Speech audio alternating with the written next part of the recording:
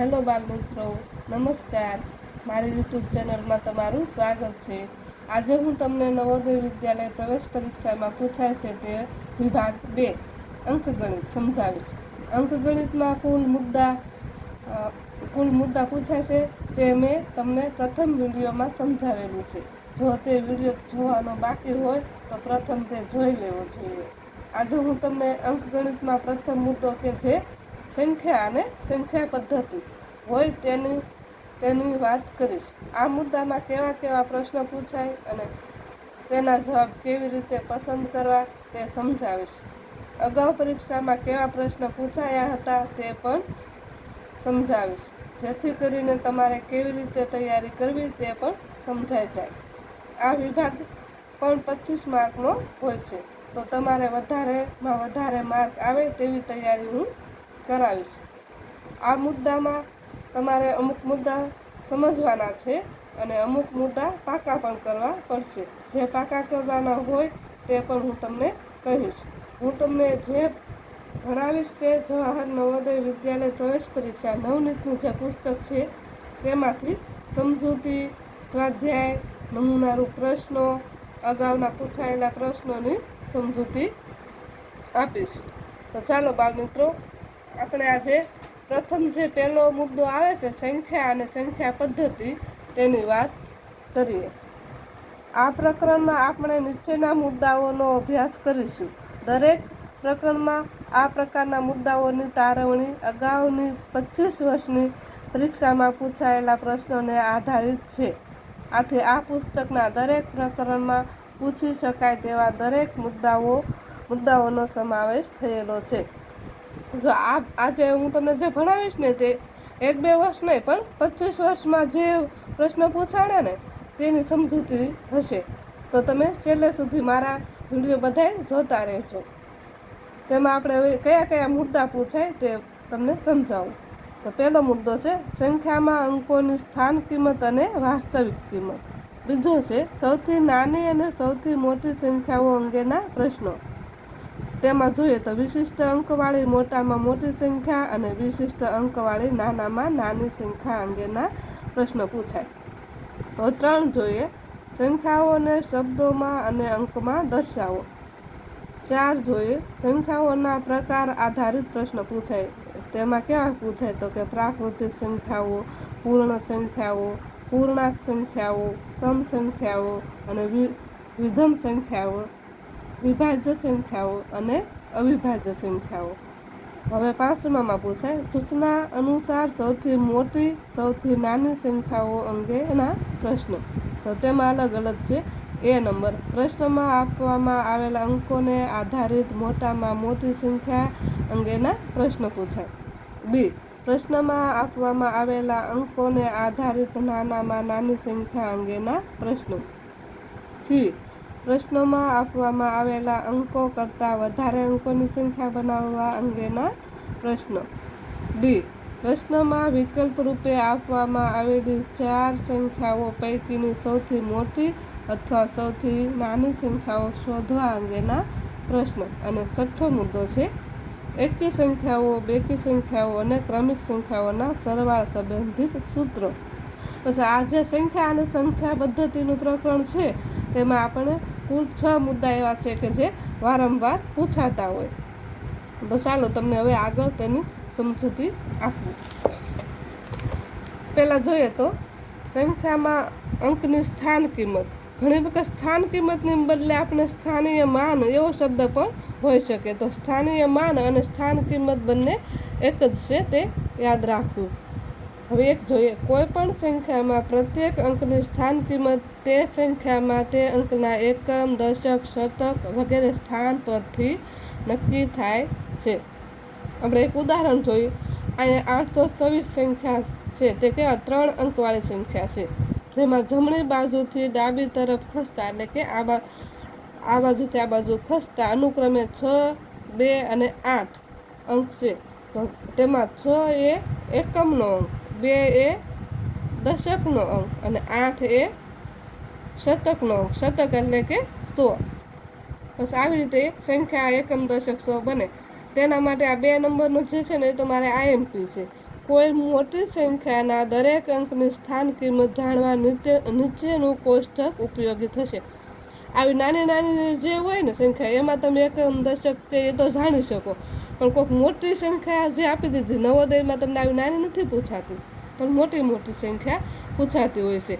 તો તમને કોઈ મોટી સંખ્યા આપી દે તેના માટે તમારે આ જે કોષ્ટક છે ને તે પાકું કરી લેવાનું. અને જો એનો ચડતો ક્રમ પૂછ્યો હોય ને તો એકમ દશક સો એટલે કે શતક, 1000 એટલે સહસ્ત્ર, 10,000 એટલે 10 સહસ્ત્ર, લાખ 10 લાખ, કરોડ અને 10 કરોડ. અને ઉતરતો ક્રમ પૂછ્યો હોય તો આવી રીતે ઉતરતો ક્રમ. હવે 3 નંબર છે એમાં તે સંખ્યાના અંકો જે સ્થાનમાં હોય તે સ્થાન પ્રમાણે તેની કિંમત ગણાય. જેમ કે એક છે કે 86,752માં 6નો અંક 1000ના સ્થાનમાં હોવાથી તેની સ્થાન કિંમત 6000 થાય. અહીંયા જો એકમ દશક 100 અને 1000, તો આ 6 છે એ કોને 1000ના સ્થાને છે ને, એટલે તેની સ્થાન કિંમત કઈ થઈ કહેવાય તો કે 6000. જ્યારે 85,762માં 6નો અંક દશકના સ્થાનમાં હોવાથી તેની સ્થાન કિંમત 60 થાય. અહીંયા જોઈએ એકમ દશક, તો 6 છે એ દશકના સ્થાને છે એટલે તેની સ્થાન કિંમત છે તે 60 થશે. હવે આપણે આ કોઠાના આધારે તમને મોટામાં મોટી કોઈ રકમ આપી હોય તો કેવી રીતે જવાબ આપો તેના માટે હું તમને સમજાવું.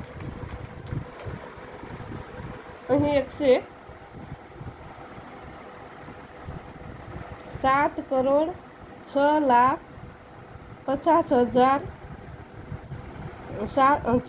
4,320 અને આ 1 એવી તમને અહીંયા એક રકમ આપી, બરાબર. તો આને તમે એકમ દશક 100,000માં કેવી રીતે કયા અંકમાં આવશે તે જોઈએ. તો આ 1 આવે તો 1ની સ્થાન કિંમત આપણે કેવી રીતે કરીએ, તો આ 1 છે એકમની જગ્યાએ છે એટલે તેની સ્થાન કિંમત 1. 2ની સ્થાન કિંમત તો એકમ ને દશક તો 20. 3ની એકમ દશક ને 100 તો 3ની સ્થાન કિંમત 300. 4ની સ્થાન કિંમત એકમ દશક 100 અને 1000 તો 4ની સ્થાન કિંમત તો 4000. અને 5ની સ્થાન કિંમત તો એકમ દશક 100, 1000 અને 10,000 તો 5ની સ્થાન કિંમત કેટલી થાય તો કે 50,000. 6ની સ્થાન કિંમત એકમ દશક 100, 1000, 10,000 અને લાખ, તો અહીંયા 6ની સ્થાન કિંમત તો કે 6 લાખ. અને 0ની સ્થાન કિંમત તો 0. અને હવે 7ની સ્થાન કિંમત જોઈએ તો એકમ દશક 100, 1000, 10,000, લાખ, 10,000 અને તો 7ની સ્થાન કિંમત કરોડ થશે, બરાબર. કરોડ તો 7 કરોડ થઈ શકે અહીંયા, એટલે 7 આ 7 કરોડ સુધી જ્યાં તમને પહેલાં મેં એક કોઠો સમજાવ્યો હતો ને તેના આધારે આખી રકમને કેવી રીતે લખવી તે મેં તમને સમજાવ્યું. આ કોઠો પણ તમારે એક પાકો કરી લેવાનો. આની આ રકમ ન પૂછાય, પણ કોઈ પણ પૂછાય તો તમને આ વસ્તુ આવડતી હોય તો તમે જવાબ લખી શકો. હવે તમને આગળ જોઈએ. હવે 2 જે આ સંખ્યામાં અંકની સ્થાન કિંમત, અને બીજો મુદ્દો છે સંખ્યામાં અંકની દાર્શનિક કિંમત અને આશરે કિંમત. દાર્શનિક કિંમત એટલે કે વાસ્તવિક જે હકીકત જે થતી હોય તે, અને એક આશરે કિંમત, એ 2 સમજાવીશ. તો જોઈએ આગળ. દાર્શનિક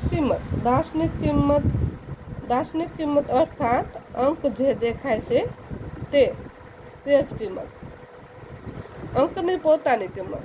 આથી દાર્શનિક કિંમત માટે એમ પણ કહી શકાય કે અંક રકમના કોઈ પણ સ્થાનમાં હોય પરંતુ તેની દાર્શનિક કિંમત તે અંક પોતે જ રહે છે. જેમ કે અહીં છે 653 અને 63,847, બંને રકમમાં 6ની દાર્શનિક કિંમત 6 રહેશે. જો અહીંયા 6 છે તો કેટલાની એકમ દશક 100,000 અને 10,000ના સ્થાને છે, પણ એની દાર્શનિક કિંમત છે તે 10,000 નહીં થાય, પણ 6,000 નહીં થાય, પણ 6 જ રહેશે. અને અહીંયા એકમ દશક ને 100 જોઈએ તો અહીંયા 600 નહીં થાય, પણ એની દાર્શનિક કિંમત એટલે સંખ્યા પોતે જે ત્યાં જે હોય તે જ રહે, એટલા માટે અહીંયા પણ 6 જ રહેશે. એટલે બંનેની દાર્શનિક કિંમત આવી રીતે શોધી શકાય. કોઈ પણ સંખ્યા આપી હોય એની દાર્શનિક કિંમત શોધવામાં સંખ્યા પોતે જ હોઈ શકે. હવે આશરે કિંમત આપેલ સંખ્યાને તેના નજીકના સ્થાન એટલે કે દશક, 100, 1000 કે અન્ય સ્થાન એવી રીતે આપણને પ્રશ્ન પૂછાતા હોય તો એમાં દર્શાવતી કિંમતને આશરે કિંમત કહેવાય. જેમ કે 3248ની આશરે કિંમત દર્શાવવા એકમના સ્થાનમાં 8 હોવાથી દશક 4થી વધી 5 થશે.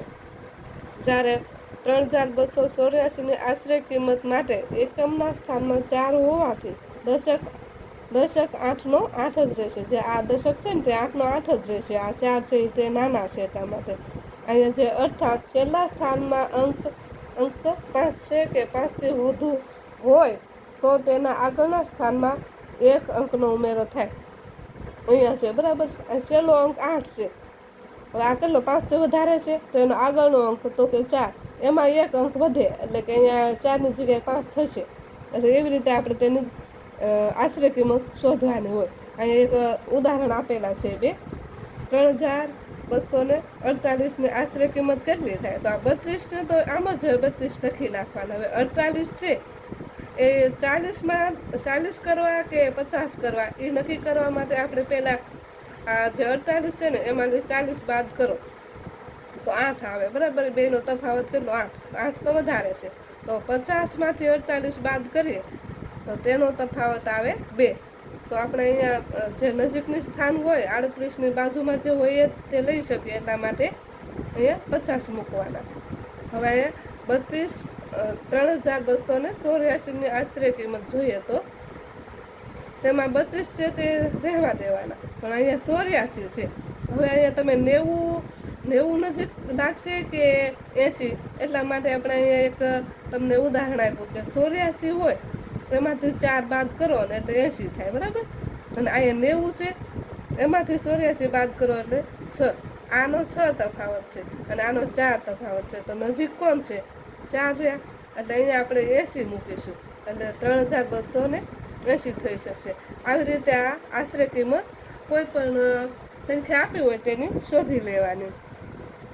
હવે આપણે તેને આને લગતા જે કાંઈ ઉદાહરણ અગાઉની પરીક્ષામાં પૂછાણા હતા તે જોઈએ. અહીંયા સંખ્યા છે એક 5,84,356માં 5ની સ્થાન કિંમતનો સરવાળો કેટલો થશે? હવે આ બેનો સ્થાન કિંમતનો સરવાળો પૂછો બરાબર. તો આ પહેલાં તો આપણે જોઈને 5 લાખ એટલે 5 લાખ પહેલાં કરી લેવાના. અને આ બીજા 5 ક્યાં છે? તો કે અહીંયા દશકના સ્થાનમાં બીજા છે. તો 5 લાખ વત્તા દશકના સ્થાનમાં એટલે કે 5ની સ્થાન કિંમત કેટલી થાય? તો કે 50 થાય. હવે એનો સરવાળો કરવાનો. 0 0 ત્યાં 5 ઉતરે, આ 1 2 ને 3 0 ઉતરે અને 5 ને 5 5ના 5 જ ઉતરે. એટલે અહીંયા આપણે 5 લાખ અને 50 તેનો જવાબ આવે. તો જવાબ આપણો ક્યાં છે? તો કે અહીંયા ડી. હવે બીજું ઉદાહરણ જોઈએ. 214.56માં અંક 5ની સ્થાન કિંમત કેટલી થાય? હવે આ 214 છે એ આખા છે, પણ આ 56 છે તે દશકના સ્થાનમાં મૂકવાના છે. એટલા માટે દશકના સ્થાનમાં એટલે કે એને જોઈએ ને તો 5ની સ્થાન કિંમત 0.5 થાય. દશકના એકમને દશકનું સ્થાન એટલે કે એને આપણે પૂરેપૂરા ના લખી શકીએ. એટલા માટે 5/10 તે એનો જવાબ આવે. એટલે કે અહીંયા આપણો જવાબ આવશે 5/10. તો પ્રશ્ન 3 જોઈએ. સંખ્યા છે 30,746માં કયા અંકની સ્થાન કિંમત સૌથી વધુ? તો અહીંયા જોઈએ એ 3 છે, બી 7 છે, સી 4 છે ને ડી 6 છે. તો હવે એને જોઈએ તો આમાં 6 છે એની સ્થાન કિંમત તો 6 થાય, 4ની સ્થાન કિંમત 40 થાય, 7ની તો કે 700 થાય, 0 ને 0. અને 3 છે એની સ્થાન કિંમત તો કે 30,000 થાય. તો આપણે અહીંયા જો સમજૂતી આપી છે ને આની સ્થાન કિંમત 30,000 છે, જે અન્ય અંકોની સ્થાન કિંમત કરતાં વધુ થાય. તો કઈ? તો કે આપણો જવાબ આવશે 3.